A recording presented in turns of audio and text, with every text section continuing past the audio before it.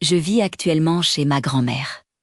Depuis toujours, elle affirme que sa maison est hantée. Elle parlait de choses qui bougent seules, de bras qu'on lui touche pendant son sommeil, d'une fille qui la regarde dans l'obscurité. Ma mère et moi, on se moquait d'elle.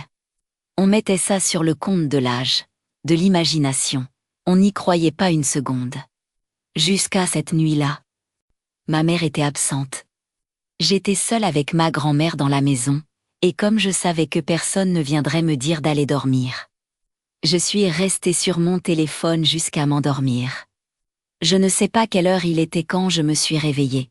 Il faisait froid, ma couverture était par terre. En me levant pour la ramasser, je l'ai vue. Une silhouette était assise au bord du lit, de dos. J'ai d'abord cru que c'était ma mère. Mais sa respiration était étrange, trop tendue.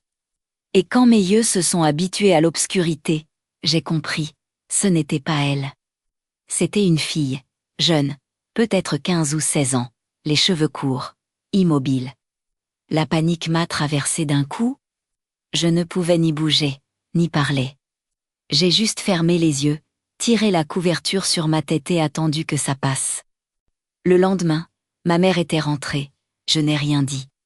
Je savais qu'elle ne me croirait pas.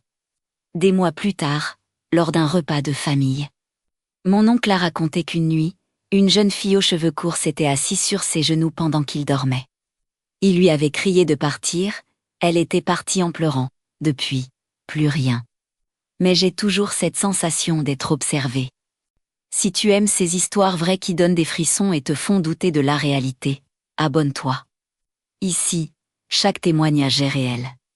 Et certains restent dans la tête longtemps.